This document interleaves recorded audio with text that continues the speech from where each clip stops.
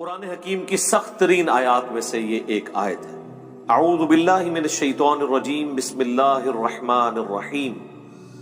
وَلَقَدْ ذَرَأْنَا لِجَهَنَّمَ كَثِيرًا مِنَ الْجِنِّ وَالْإِنسِ، اور بے شک ہم نے جہنم کے لیے ہی پیدا کیے ہیں اکثر جن اور انسان۔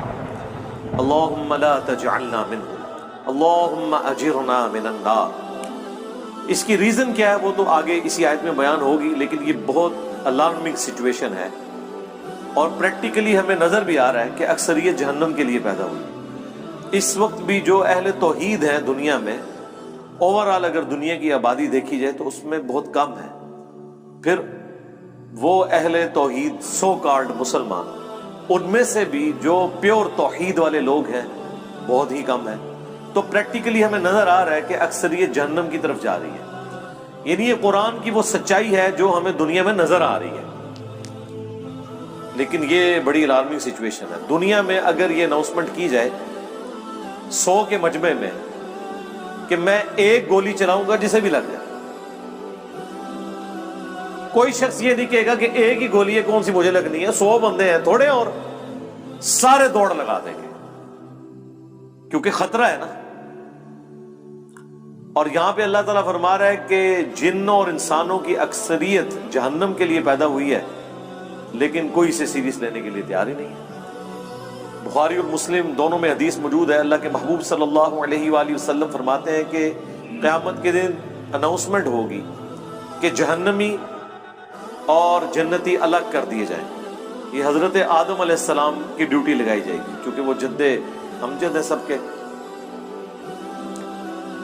تو پوچھیں گے یا اللہ کتنے جہنمی اور کتنے جنتی؟ تو اللہ تعالیٰ فرمائے گا ہر 1000 میں 999 دوزخ میں جانے والے اور صرف ایک جنتی۔ اور یہ وہ وقت ہوگا کہ جب لوگ غم کے مارے بوڑھے ہو جائیں گے۔ سورہ المزمل میں بھی ذکر موجود ہے کہ قیامت کا دن وہ ہے کہ جو بچوں کو بھی بوڑھا کر دے گا غم کے مارے، حتیٰ کہ سورۃ الحج میں ہے کہ اس دن تم دیکھو گے کہ دودھ پلانے والی اپنے شیرخوار کو بھول جائے گی، اور لوگ اس طرح نظر آئیں گے گویا کہ نشے کی حالت میں۔ وہ نشے کی حالت میں نہیں ہوں گے بلکہ اللہ کا عذاب بڑا شدید ہے۔ بخاری مسلم دونوں میں حدیث ہے، اللہ کے نبی علیہ السلام حکم فرمایا کرتے تھے کہ تشہد میں 4 چیزوں کے اگینسٹ اللہ کی پناہ طلب کرو۔ اللہم انی اعوذ بک من عذاب جہنم، پہلی چیز جہنم، ومن عذاب القبر، ومن فتنة المحیا والممات، ومن شر فتنة المسیح الدجال۔ جہنم کے اگینسٹ، قبر کے عذاب کے اگینسٹ، زندگی اور موت کی آزمائشوں کے اگینسٹ، اور دجال کے اس بڑے فتنے کے اگینسٹ اللہ کی پناہ طلب کرو۔ سنن نبی داؤد میں حدیث ہے جو فجر کی نماز کے بعد اور مغرب کی نماز کے بعد بغیر کسی سے گفتگو کیے ہوئے 7 دفعہ پڑھ لے اللہم اجرنی من النار، یا جمع کے صیغے سے اللہم اجرنا من النار، اے اللہ ہمیں بچا لے جہنم کی آگ سے، تو اللہ تعالیٰ ایسے شخص کو جہنم کی آگ سے محفوظ کرے گا۔ اللہم اجعلنا منہم مع النبیین والصدیقین والشہداء والصالحین، اللہم انا نسألک جنت الفردوس مع النبیین والصدیقین والشہداء والصالحین، آمین۔ یہ بڑا سینسٹیو ایشو ہے، تو پارہ نمبر 30 جب آئے گا تو آپ دیکھیں وہ تو سارے کا سارا سینٹرڈ اراؤنڈ قیامت کا دن اور آخرت کی سختیوں کے۔ بہرحال یہ اللہ تعالیٰ کی شفقت بھی ہے انسانیت کے لیے کہ آخرت میں جو رزلٹ نکلنے والا ہے وہ پہلے ہی بتا دیا ہے کہ بھائی اکثریت کے ساتھ یہ حال ہونے والا ہے، تو اپنا قبلہ درست کر لو۔ اس کا رزلٹ یہ نہیں نکالنا کہ چونکہ اکثریت نے جانا ہے لہذا محنت کرنے کی ضرورت نہیں ہے، ان سے بچنے ہی کوئی نہیں۔ آپ کئی لوگوں کو سنتے ہوں گے وہ کہتے ہیں کہ جی مجھے تو اللہ تعالیٰ نے چھوڑنا ہی نہیں قیامت کے دن، میں کم ہی ایسے پیڑے کیتے ہیں۔ اس طرح کے جملے کبھی بھی نہیں بولنے چاہیے۔ بخاری اور مسلم دونوں میں حدیث ہے، اللہ کے نبی علیہ السلام نے فرمایا کہ اللہ تعالیٰ فرماتا ہے میں اپنے بندے کے گمان کے قریب ہوں جس طرح میرے بارے میں گمان کرتا ہے۔ یعنی اگر آپ اللہ کے بارے میں اس طرح کا نیگیٹو گمان کریں گے تو اینڈ رزلٹ یہی نکلے گا۔ اور اگر اللہ کے بارے میں پازیٹیو گمان کریں گے اور اس کے لیے ایفرٹ پٹ کریں گے تو رزلٹ پازیٹیو. یعنی صرف گمان سے بھی کچھ نہیں اور صرف ایفرٹ پٹ کرنے سے بھی کچھ نہیں ہے. گمان بھی اچھا ہے. اللہ کی رحمت اللہ سے مانگنی ہے. بخاری مسلم دونوں میں حدیث ہے, کوئی شخص محض اپنے اعمال کی بنیاد کے اوپر جنت میں داخل نہیں ہو سکے گا. صحابہ نے جرت کر کے پوچھا, اللہ کے نبی کیا آپ بھی؟ اس کائنات میں سب سے بہتر اعمال جس شخصیت کے ہو سکتے ہیں وہ تو رسول اللہ کی ذات ہے صلی اللہ علیہ وآلہ وسلم. تو آپ نے اس کو کیسے ارشاد فرمایا؟ آپ نے فرمایا ہاں میں بھی, جب تک میرے رب کی رحمت مجھے ڈھانپ نہ لے میں بھی صرف اپنے اعمال کی بنیاد پہ جنت میں داخل نہیں ہو سکتا. تو میرے بھائی اگر یہ نبی کا حال ہے, یہ نبی کی سچویشن ہے, یہ نبی کا سٹیٹس ہے, تو بابے شاہی کوئی. اب مجھے بتائیں وہ بابے جو یہ کلیم کرتے ہیں کہ ہم اپنے ساتھ آپ کو بھی لے جائیں گے, کتنے؟ ہاں جتنے آپ جان گے, کوئی کسی کو نہیں لے کے جا سکتا جب تک کہ اس کا اپنا قبلہ درست نہ ہو. ہاں اپنا قبلہ درست تھا, تھوڑی بہت کمزوریاں ہوئیں, کوئی رعایتی نمبر چاہیے, کوئی شفاعت چاہیے, اللہ تعالیٰ ڈیوٹی لگا دے گا. وہ بخاری مسلم میں حدیث ہے کہ انبیاء بھی سفارش کریں گے, فرشتے بھی کریں گے, اللہ کے نیک بندے بھی کریں گے, اس سے کسی کو انکار نہیں. لیکن یہ نہیں ہو سکتا کہ آپ دیدہ دلیری کی زندگی گزاریں اور پھر شفاعت کے امیدوار ہو جائیں. Not at all. بخاری مسلم دونوں میں حدیث ہے, جب سورہ الشعراء کی یہ آیت نازل ہوئی کہ اے نبی اپنے قریبی رشتہ داروں کو آخرت کا ڈر سنائیں, تو نبی علیہ السلام اپنے رشتہ داروں کے پاس گئے, اپنے چچا کے پاس آئے اور فرمایا اے نبی کے چچا عباس, میرے مال سے جو لینا ہے وہ لے لے, اگر اللہ نے تجھے پکڑ لیا تو میں اللہ کے حضور تیرے کچھ کام نہیں آؤں گا. اے نبی کی پھپھی صفیہ, میرے مال سے جو کچھ لینا ہے وہ لے لے, اگر اللہ نے تجھے قیامت کے دن پکڑ لیا میں تیرے کچھ کام نہیں آؤں گا. اے نبی کی بیٹی فاطمہ, میرے مال سے جو کچھ لینا ہے وہ لے لے, اگر قیامت کے دن تو پکڑی گئی تو میں تیرے کچھ کام نہیں آؤں گا. اگر یہ سیدہ فاطمہ کا سٹیٹس ہے تو باقی تو شاہی کوئی نہیں. یہ کہنا کہ جی ہمارا مرید کوئی ہو گیا تو ہم جنت میں اس وقت تک نہیں جائیں گے. ہاں اس کے وائس برسا ہو سکتا ہے کہ کوئی شخص کہ میں جہنم میں اس وقت تک نہیں جاؤں گا جب اپنے ساتھ کے کو بھی نہ لے جاؤں. وہ اللہ تعالیٰ یہ خواہش ضرور پوری کرے گا, گروہ در گروہ انہیں جہنم میں ہانکا جائے گا اپنے بزرگوں اور فالورز کے ساتھ. وہ تو ٹھیک ہے, وہ تو سورۃ الاعراف میں ہے کہ جب کبھی کوئی امت جہنم میں داخل کی جائے گی وہ اپنے بزرگوں پہ لعنت بھیجے گی اور کہے گی اے اللہ ہمارے بزرگوں کو دگنا عذاب دے کہ جن کی وجہ سے ہم جہنم میں گئے. تو اللہ تعالیٰ فرمائے گا کہ سب کے لیے دگنا ہے, تم بھی تو اپنے بعد میں آنے والے لوگوں کے لیے پیشوا بنے تھے نا, یہ جو تمہارے اکابرین تھے تم بھی تو آنے والوں کے اکابرین تھے نا. سورۃ الاحزاب میں بھی آیا ہے اللہ ہمارے بزرگوں نے ہمارے بڑوں نے ہمیں گمراہ کر دیا, انہیں دگنا عذاب دے. سورہ حمیمہ سجدہ میں آیا اے اللہ جن اور انسانوں میں سے وہ بزرگ بابے ہمارے حوالے کر جن کے پیچھے لگ کے ہم گمراہ ہوئے, ہم انہیں اپنے پاؤں کے نیچے روندیں گے. آج جس طرح ان کے پاؤں کے تلوے چاٹتے تھے نا دنیا میں, اب ہم انہیں اپنے پاؤں کے نیچے روندیں گے کہ انہوں نے ہماری آخرت برباد کر دی. بڑا سینسٹیو ایشو ہے. جب اتنا خطرناک نہیں بلکہ خطرے ناک مسئلہ ہو پھر اس کی سینسیویٹی کے پوائنٹ آف ویو سے اسے اتنے ہی شد و مت کے ساتھ بیان کرنا چاہیے. یہ میٹھی میٹھی باتیں کرنے سے آپ کو آخرت کے بارے میں کبھی بھی آئیڈیا نہیں ہوگا کہ انسان کتنے بڑے خطرے سے دوچار ہونے والا ہے. یعنی جب اللہ تعالیٰ فرما رہا ہے کہ اس دن خاوند اپنی بیوی کو, بیوی اپنے خاوند کو, بہن بھائی ایک دوسرے کو, ماں باپ اولاد کو, اولاد ماں باپ کو بھول جائے گی, تو مجھے بتائیں اس صورتحال کے اندر کوئی شخص کسی کی جنت کی گارنٹی کیسے لے سکتا ہے؟ اسے تو اپنی فکر لگی ہوئی ہوگی. اچھا دوسری طرف یہ دیکھیں کتنے دیدہ دلیر ہیں کہ بخاری مسلم میں حدیث ہے قیامت والے دن ہر نبی کہے گا نفسی نفسی, آج مجھے اپنی جان کی فکر ہے. آدم علیہ السلام کی جو غلطی معاف ہو چکی وہ اس کو یاد کریں گے. ابراہیم علیہ السلام اپنی اجتہادی خطا کو یاد کریں گے, موسیٰ علیہ السلام اپنی اجتہادی خطا کو یاد کریں گے. ہاں عیسیٰ ابن مریم کہیں گے کہ تم محمد رسول اللہ کے پاس جاؤ، اللہ تعالیٰ نے ان کی اگلی اور پچھلی ساری اجتہادی غلطیاں جو گناہ نہیں تھے وہ معاف فرما دیے، اور نبی الاسلام کے ہاتھوں پہ شفاعت کا دروازہ کھلے گا۔ آپ کے علاوہ، آپ کے سوا تمام پیغمبر نفسی نفسی کر رہے ہوں گے، تو اس صورتحال میں یہ کہنا کہ میرا بابا مجھے بچا کے نکال لے گا، تو تیرا بابا بڑا ہے یا اللہ کا پیغمبر بڑا ہے؟ سوچنے والی بات ہے، کتنی بڑی یہ توہین کر رہے ہیں، کتنی بڑی توہین کر رہے ہیں پیغمبروں کی۔ یہ اپنے بابوں کو پیغمبروں سے بڑا سمجھتے ہیں۔ انبیاء تو کریں کہ یا اللہ ہمیں اپنی جان کی فکر ہے، اور بابے کہیں کہ میں نے اس وقت تک جنت میں نہیں داخل ہونا جب تک کہ اپنے سارے مرید نہ لے جاؤں۔ یہ کہیں عقل میں بیٹھتی ہے؟ اسی لیے یہ بالکل ٹھیک کہتے ہیں کہ قرآن و حدیث ڈائریکٹ نہیں پڑھنا، گمراہ ہو جاؤ گے، کیونکہ جس سے وہ ہدایت بنائے بیٹھے ہیں وہ تو ہے گمراہی، اور جو اصل ہدایت ہے اس کو وہ گمراہی کہتے ہیں۔ یعنی جب وہ آپ کو کہہ رہے ہیں نا گمراہ ہو جاؤ گے، مطلب آپ ہدایت پہ آ جاؤ گے، کیونکہ گیئر ان کا الٹا لگا ہوا ہے نا۔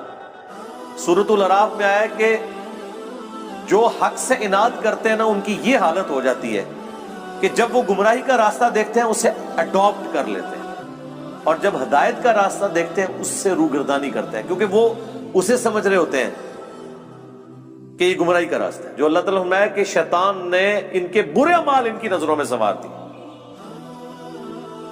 سورۃ الکہف میں آیا نا اینڈ پہ جا کے کہ ان کی ساری ایفرٹ دنیا کے لیے ہے، اور یہ سمجھ رہے ہیں ہم بڑا اچھا کام کر رہے ہیں۔ قیامت کے دن ان کے لیے میزان عمل بھی قائم نہیں کی جائے گی۔ جو بڑے مجرم ہیں نا ان کو تو کہا جائے گا تہاڈا تے حساب کرنے کی ضرورت نہیں، ایڈا کام پایا تسی۔ وہ اللہ تعالیٰ نے فرمایا ان کے لیے میزان عدل بھی قائم نہیں کی جائے گی، سیدھے اسٹریٹ جان گے، ٹاپ و ٹاپ۔ اتنا سینسٹیو ایشو ہے۔ تو یہ پوری صورتحال میں اسی لیے آپ دیکھیں قرآن کا جو مرکزی ٹاپک ہے وہ انذار ہے، انذار، ڈر سنانا۔ وَأُوحِيَ إِلَيَّ هَذَا الْقُرْآنُ لِأُنذِرَكُمْ بِهِ وَمَنْ بَلَغَ۔ اے نبی تم فرما دو کہ مجھے قرآن اللہ نے اس لیے وحی کیا کہ تاکہ میں تمہیں ڈر سنا دوں، اور جس تک یہ کتاب پہنچ جائے وہ بھی اس کتاب کے ذریعے ڈر سنائے۔ اور یہاں پہ ہمارے ایک مولانا صاحب کہتے ہیں کہ جی اس طرح کے واعظین جو ہیں وہ انہوں نے لوگوں سے ان کا رب چھین لیا ہے۔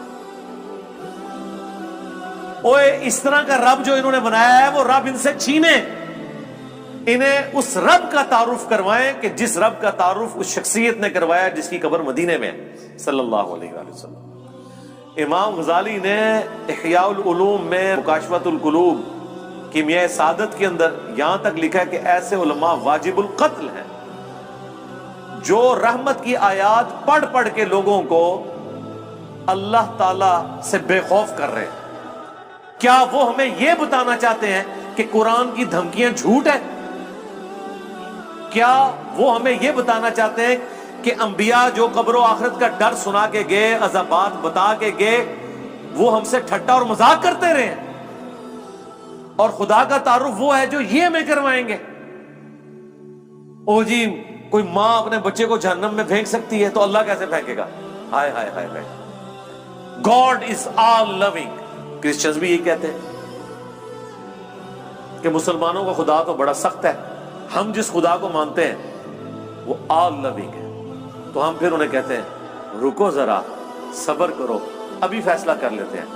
یہ جو تم اس قسم کے چٹکلے چھوڑتے ہو کہ کوئی ماں اپنے بیٹے کو جہنم میں نہیں پھینکے گی، تو کوئی شخص یہ بھی گوارا نہیں کرے گا کہ کسی ایسی عورت کو موت دے دے جس کے 4 چھوٹے چھوٹے بچے ہوں، اور مرنے کے بعد سوتیلی ماں ان کے ساتھ برا سلوک کرے، خواہ وہ اس کے دشمن کی بیوی کیوں نہ ہو۔ ہاں جی ایسے ہی ہے۔ تو پھر اللہ تعالیٰ روزانہ ایسی ہزاروں ماؤں کو موت کیوں دے دیتا ہے جن کے چھوٹے چھوٹے بچے ہوتے ہیں؟ تم تو کہہ رہے تھے خدا آل لونگ ہے، تو پریکٹیکلی تو ہم دیکھ رہے ہیں کہ کیا مائیں شیر خوار بچوں کو چھوڑ کے مر نہیں جاتی؟ تمہاری ڈاکٹرن میں تو کبھی کسی ایسی عورت کو موت نہیں آنی چاہیے اللہ کی طرف سے، کیوں آتی ہے؟ اس کا جواب ان کے پاس کوئی نہیں سوائے اس کے کہ خدا کی مرضی ہے، اس کے کوئی احساسات نہیں ہے۔ یہ جذبات سے پسیج جانا یہ ہم لوگوں کے ایشوز ہیں، یہ انسانوں کے ساتھ جڑی ہوئی چیزیں. اللہ تو بے نیاز ہے. سعد ابن ابی وقاص جب پرشین امپائر سے فائنل جنگ کے لیے جا رہے تھے قادسیہ کے لیے، تو حضرت عمر نے پیچھے سے ایک خط روانہ کیا تھا. اس میں لکھا تھا سعد تم اللہ کے نبی کے ماموں ہو، لیکن یاد رکھنا اللہ کا کوئی رشتہ دار نہیں ہے.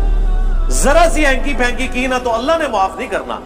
نبی کے ساتھ تم ماموں کا رشتہ رکھ سکتے ہو. سگے ماموں نہیں تھے، وہ ننیال خاندان سے تھے. اللہ کا کوئی رشتہ دار نہیں. اللہ کا تو رشتہ دار پیغمبر بھی نہیں ہے. وہ تو اپنے پیغمبر کی زبان سے کہلوا رہا ہے ہمیں سمجھانے کے لیے 3 دفعہ. اللہ اکبر. سورۃ الانعام، سورہ یونس، سورہ الزمر. قل انی اخاف ان عصیت ربی عذاب یوم عظیم. اے نبی تم فرما دو کہ بالفرض اگر میں بھی اپنے رب کی نافرمانی کروں تو میں خود اس بات سے ڈرتا ہوں کہ بڑے دن کا عذاب مجھے بھی آ پکڑے گا. میرے بھائی یہ کون بات کر رہا ہے؟ اللہ کے نبی. اور کون کہلوا رہا ہے؟ اللہ. تو جب نبی کے جیسا ہے ہی کوئی نہیں تو تہاڈے بابے تے شے ہی کوئی نہیں جن کے اوپر تم نے اتنا تکیہ کیا ہوا ہے. کیا کبھی آپ نے حضرت ابوبکر، عمر، عثمان و علی سے سنا کہ جو ہمارا مرید ہو جائے ہم اس وقت تک جنت میں نہیں جائیں گے جب تک کہ اسے جنت میں لے نہ جائیں؟ حالانکہ وہ خود کنفرم جنتی تھے. آخری وقت تک ڈرتے رہے. جامعہ ترمذی میں حدیث ہے حضرت عثمان غنی جب بھی قبرستان جاتے ہیں تو بہت روتے تھے. لوگوں نے پوچھا کیوں؟ فرمایا اس لیے کہ خود میں اللہ کے نبی سے سن چکا ہوں کہ آخرت کی منزلوں میں سے پہلی منزل قبر ہے. جس کی یہ منزل صحیح نکلی اس کی اگلی آسان ہو جائے گی، اور جو ادھر پھنس گیا اس کی اگلی منازل مشکل در مشکل ہو جائے گی. اسی کو پنجابی میں ہم کہتے ہیں نا کہ عقل نہ ہوئے تے موجیں ہی موجاں، عقل ہوئے تے سوچیں ہی سوچاں. یعنی جو عقل نہ رکھے، سوچے نہ، اپنے دماغ کو استعمال نہ کرے تو موج مارے. اسے کیا پتا اس کے ساتھ کیا ہونے والا ہے. لیکن جسے عقل ہوگی وہ ہر وقت سوچے گا کہ یار میرے ساتھ بننا کیا ہے.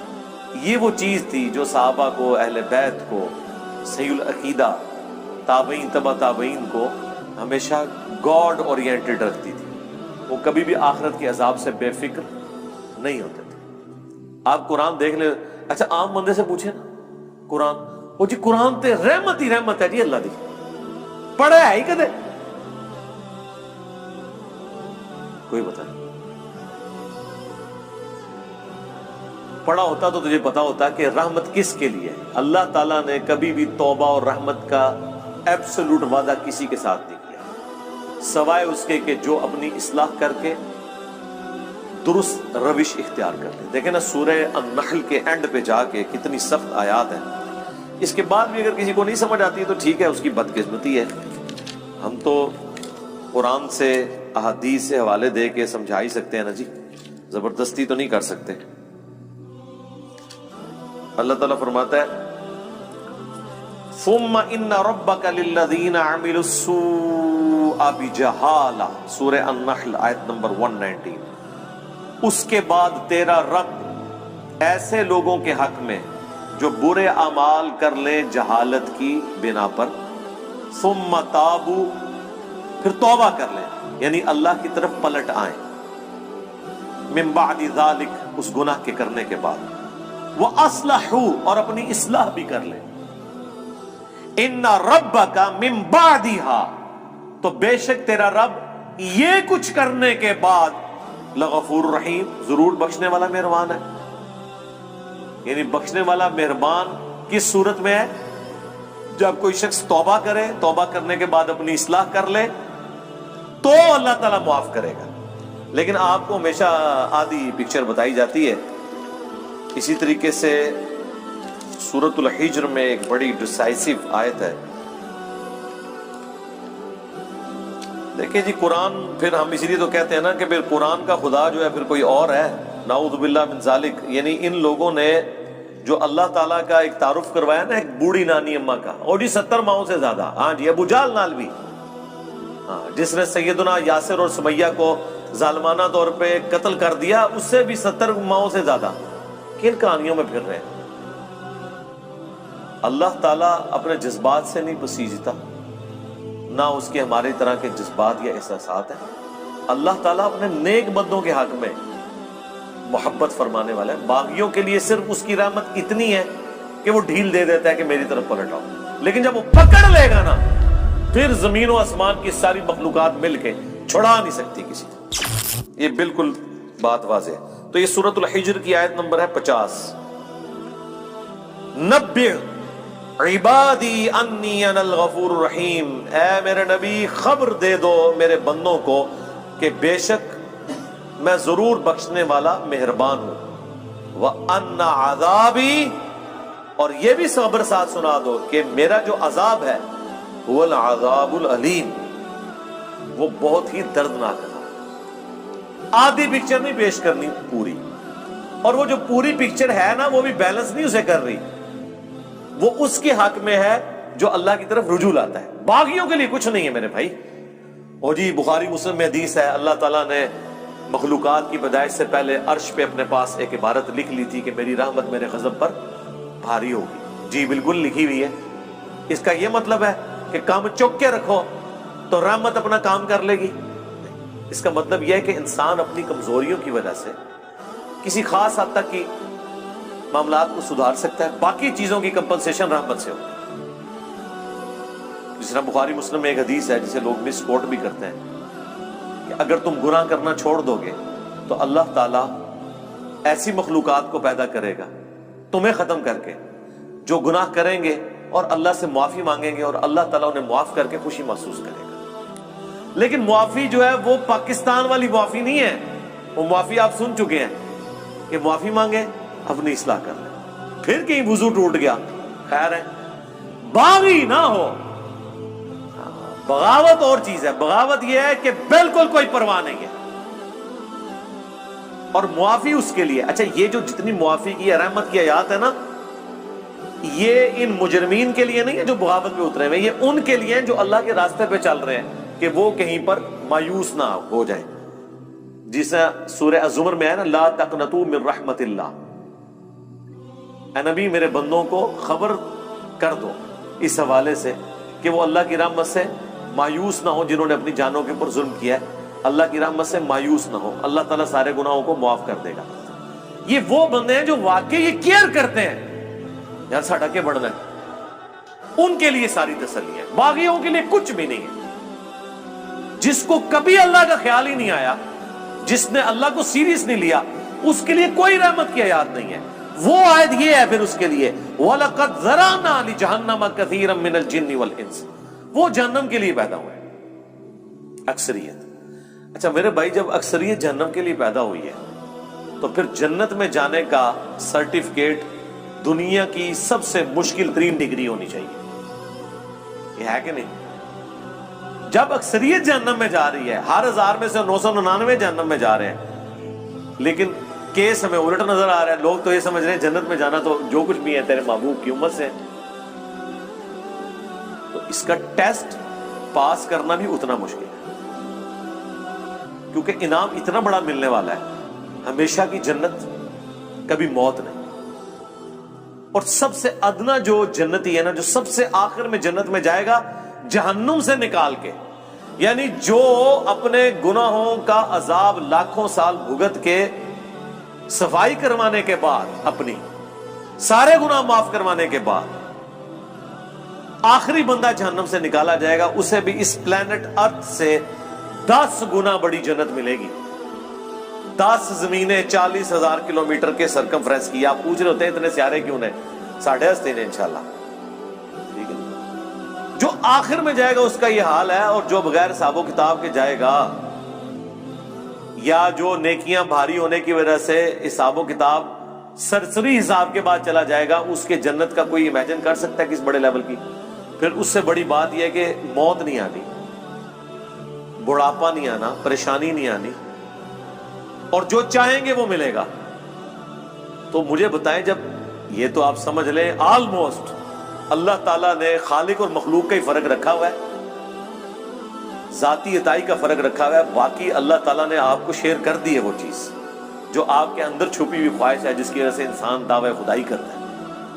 ہر بندے کے اندر ایک خدا ہے چھپا ہوا, تبھی تو فرعون نے خدائی کا دعویٰ کیا حکمران اپنے آپ کو خدا کہتے نہیں، لیکن وہ اپنے آپ کو الٹیمیٹ سمجھتے ہیں دنیا میں. یہ خواہش جنت میں پوری کر دے گا اللہ تعالیٰ، لیکن پہلے جو ہے نا وہ پدی نکلوائے گا دنیا میں، اس کے بعد آپ کو اہل کرے گا. جب جنت میں جانے والے 0.00001% ہیں، شاید آپ زیرو بھی اس کے انفینٹی لگاتے رہیں اتنی بڑی آبادی کے اندر، تو پھر اس کا ٹیسٹ بھی اتنا ہی مشکل ہے.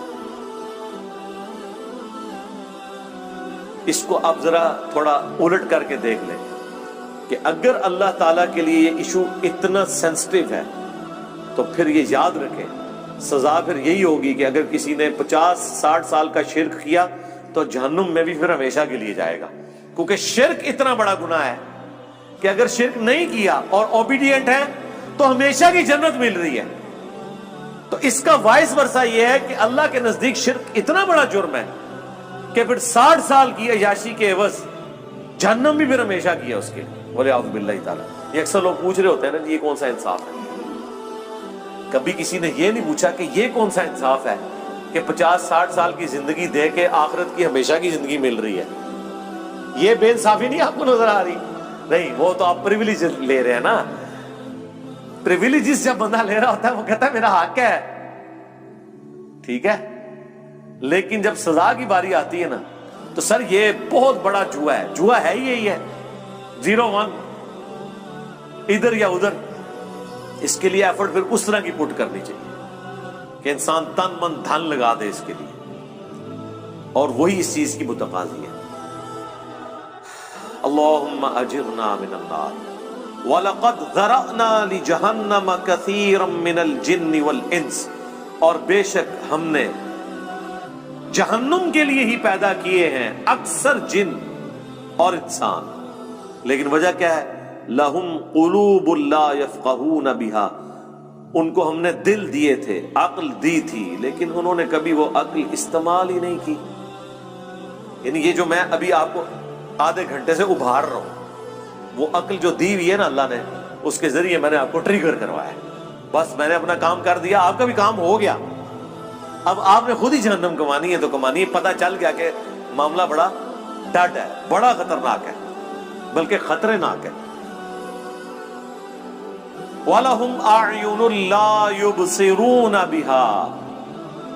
اور ہم نے ان کو آنکھیں دی تھی لیکن وہ آنکھوں سے دیکھنے کا سا دیکھنا نہیں دیکھتے. یعنی کہتے ہیں عقل مند وہ ہے جو دوسرے کی غلطیوں سے سبق سیکھ لے. اپنی غلطی سے تو سبق سیکھنا عقل مندی ہے، لیکن چھوٹی. بڑی عقل مندی ہے کہ آپ وہ کام کریں ہی نہ جس کا اینڈ رزلٹ آپ اپنے سامنے دیکھ چکے ہیں کہ لوگوں کے ساتھ یہ ہوا. وہ آنکھ عبرت والی. وَلَهُمْ آذَانٌ لَا يَسْمَعُونَ بِهَا. اور ان کے کان تو تھے لیکن وہ سننے کا سا سننا نہیں سنتے. یعنی انہوں نے اپنی عقل کو، اپنی آنکھوں کو، اپنی بصارت کو، اپنی جو ہے وہ سوچنے سمجھنے کی صلاحیتوں کو اس کے لیے پٹ نہیں کیا. وہی جو سورہ بنی اسرائیل میں ہے وَلَا تَقْفُ مَا لَيْسَ لَكَ بِهِ عِلْمٌ إِنَّ السَّمْعَ وَالْبَصَرَ وَالْفُؤَادَ كُلُّ أُولَئِكَ كَانَ عَنْهُ مَسْئُولًا. وہاں پہ بھی انہیں تینوں انسٹرومنٹس کا ذکر ہوا ہے کہ بے شک کان، آنکھ اور عقل، دل یا دماغ، کوئی بھی چیز، یہ دونوں انسٹرومنٹس ہیں اللہ کی طرف سے. اس پہ الگ سے میری ویڈیو ریکارڈ ہے. ان کو استعمال کر کے انسٹرومنٹس کو ڈیفینیٹ علم تک پہنچ کے حق بات کو تلاش کرنے کی کوشش کیوں نہیں کی. تو اللہ تعالیٰ فرما رہا ہے یہاں پہ بھی یہ جہنم میں جانے والے وہ لوگ ہیں جنہوں نے اپنی عقل استعمال نہیں کی، اپنی آنکھوں کو پازیٹیو یوز نہیں کیا، اپنے کانوں کو پازیٹیو یوز نہیں کیا. یعنی اگر کسی کی آنکھیں نہیں تھی تو چلو یار کان سے تو حق بات سن رہا تھا نا. وہ جس کی عقل نہیں ہے اس سے تو اللہ تعالیٰ نے اٹھا لیے سب کچھ. بخاری میں حدیث ہے نا، تعلیقاً مولا علی کا قول ہے، پوری سند جو ہے مسند احمد میں، سنن ابن ماجہ کے اندر موجود ہے کہ 3 لوگوں سے اللہ تعالیٰ نے قلم اٹھا لیا ہے، سویا ہوا شخص، مجنون، پاگل اور نابالغ. تو جس کی عقل نہیں ہے اس سے تو اٹھا ہوا ہے ٹیسٹ. تو اللہ تعالیٰ ہمارا ہے کہ جہنم میں وہ لوگ چلے گئے جنہوں نے اپنی عقل، آنکھیں اور کان استعمال نہیں کیے پازیٹیولی کہ اس سے ہدایت حاصل کرتے. اولئک کالانعام، یہ تو چوپایوں کی مانند ہے. بل ہم اضل، بلکہ چوپایوں سے، جانوروں سے بھی گئے گزرے وہ لوگ ہیں جو اپنی عقل کو استعمال نہیں کرتے. اور یہاں کیا کہتے ہیں جی؟ عشق دے چلے نمبر لے گئے، عقل والے ہیں انجے ہی عمرہ گالیاں، عقل والے جو ہیں وہ ناکام ہو گئے، عشق والے نمبر لے گئے۔ یہ عشق اور عقل کا مقابلہ آپ کیوں کرواتے ہیں؟ وہ عشق نہیں ہوتا، وہ جذباتیت ہوتی ہے۔ محبت تو ہوتی ہی عقل کی بنیاد کے اوپر ہے۔ جذبات کی بنیاد پہ جو محبت آپ کلیم کرتے ہیں وہ دیر پا نہیں ہوتی ہے، فوراً ختم ہو جاتی ہے، وہ کنوکشن والی نہیں ہوتی۔ لیکن جو عقل کی بنیاد پہ کسی سے آپ محبت کرتے ہیں وہ کنوکشن والی ہوتی ہے، سٹیبل ہوتی ہے۔ عقل ایک ایسی چیز ہے جس کے ذریعے آپ اس محبت کو ارن کر سکتے ہیں۔ نبی صلی اللہ علیہ وآلہ وسلم کی، صحابہ اور اہل بیت کی محبت ہمارے ایمان کا حصہ ہے، لیکن یہ ہمارے خون میں شامل نہیں ہے۔ خون میں تو ہماری محبت ان رشتوں کے ساتھ ہے جو ہمارے ساتھ اٹیچڈ ہے، لیکن ان ہستیوں کے ساتھ ہماری محبت ہمیں ارن کرنی پڑتی۔ جب ہم ان کے بارے میں پڑھتے ہیں، ان کی اللہ کے لیے کمٹمنٹ پڑھتے ہیں، اللہ کا تعارف ہمیں ان لوگوں کی وجہ سے ہوا تو ہمارے دل کے اندر ان کے لیے جذبات پیدا ہوتے ہیں۔ ہم نے حضرت ابوبکر کو نہیں دیکھا، حضرت عمر کو، عثمان کو، علی کو، لیکن جب ہم ان کے واقعات پڑھتے ہیں کہ انہوں نے کس طرح پیشن سے نبی علیہ السلام کے لیے تن من دھن لگایا، تو ہمارے دل میں ان کے لیے محبت ہے۔ کیا وہ محبت اس وجہ سے ہے کہ وہ بڑے خوبصورت ہوں گے؟ ہو سکتا ہے آپ کو مایوسی ہو، آپ نے جو محبت کا اور خوبصورتی کا کرائٹیریا بنایا ہے اس میں وہ پورے نہ اترے۔ ہم بغیر دیکھے ان سے محبت کرتے ہیں ان کے اعمال کی وجہ سے۔ تو سرکار اللہ کا بھی یہی کرائٹیریا ہے۔ صحیح مسلم کی حدیث ہے، اللہ تمہاری شکلوں اور مال کو نہیں دیکھتا، دلوں اور اعمال کو دیکھتا۔ شکل کو کیوں دیکھے گا؟ شکل تو ہم نے خود بنائی نہیں اپنی، تو اللہ کسی کی شکل پہ کیسے فیصلہ کرے گا؟ جو بنائی اس نے خود ہوئی ہے۔ تو اگر کسی کی شکل خوبصورت نہیں ہے تو اللہ نے اسے دی ہے نا، تو اللہ اس کی شکل کے اوپر کیسے فیصلہ کر سکتا ہے؟ شکل آپ اپنی خوبصورت نہیں کر سکتے، لیکن اپنے اعمال خوبصورت کر سکتے ہیں۔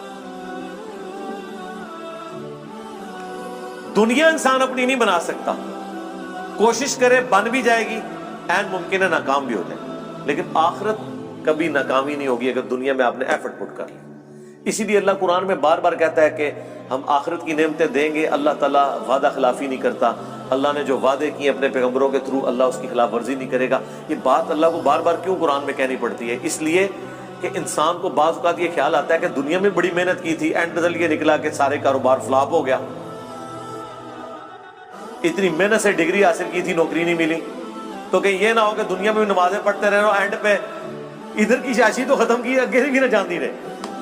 لیکن ایسا نہیں، آخرت کا رزلٹ ہمیشہ پازیٹیو ہی نکلنا ہے۔ آخرت میں آپ پہ تقدیر کبھی غالب نہیں آنی۔ وہ دنیا میں تقدیر کس لیے غالب آتی ہے کہ اللہ نے کسی کو دے کے آزمانا ہے، کسی سے لے کے آزمانا ہے۔ وہ اللہ کی طرف سے ہوتا ہے، جو مولا علی کا قول ہے کہ میں نے اپنے ارادوں کے ٹوٹنے سے اللہ کو پہچانا ہے۔ وہ قرآن میں حکم ہے اللہ تعالیٰ کی طرف سے، وَلَنَبْلُوَنَّكُمْ بِشَيْءٍ مِّنَ الْخَوْفِ وَالْجُوعِ وَنَقْصٍ مِّنَ الْأَمْوَالِ وَالْأَنفُسِ وَالثَّمَرَاتِ، ضرور آزمائیں گے بھوک سے، خوف سے، جان اور مال میں نقص کے ذریعے۔ تو دنیا میں ایسا کرنا یہ اللہ کے پلان کا حصہ ہے کہ محنت کرو گے، اینڈ پہ جا کے زیرو ہو جاؤ گے، 99 پہ سانپ کاٹ جائے گا، لیکن پھر دوبارہ اٹھو گے، نہ بھی اٹھے اس کے پہلے آخرت کی تیاری کرتے رہے، وہاں 99 پہ سانپ نہیں کاٹے گا، ناٹ ایٹ آل۔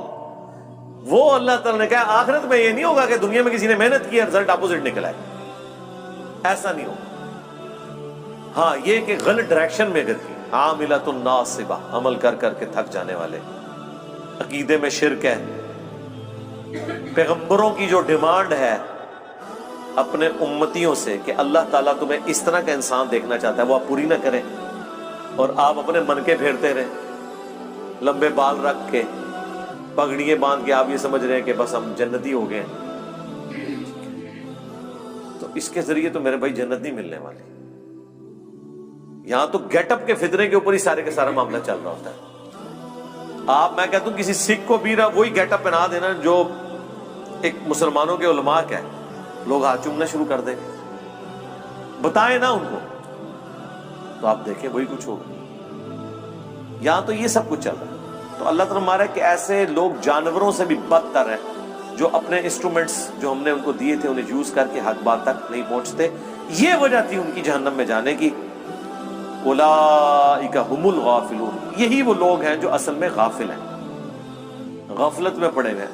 یعنی لوگ تو کہتے ہیں نا بڑا فلاں دنیا میں ہوشیار ہے. اللہ فرما رہا ہے سب سے بڑا بے وقوف ہی وہ ہے جس کو اپنی آخرت کی فکر نہیں ہے. یہاں پہ جو بندہ بالکل ایماندار ہو سیدھا ہو نا, اس کے ماں باپ کو بچپن سے اس کی فکر لگ جاتی ہے کہ میرا منڈا بالکل سیدھا ہے جی, پتہ نہیں تھا کیا پڑھنا ہے. اور جو 1 نمبر کا 2 نمبری ہو 10 نمبری ہو, چلاک ہوشیار اس طرح کا ہو کہ لوگوں کو دھوکہ دیتا ہو, تو لوگ کہتے ہیں جناب یہ میرا بچہ ہے, ایک کامدہ بچہ نکلا ہے میرا. یہ کرائٹیریا ہے لوگوں کا. تو عقل مند وہ ہے جو آخرت بنا لے, دنیا پہ کمپرومائز کر لے ایک خاص لیول تک. یہ نہیں ہے کہ بھوکے مر جائیں گے آپ.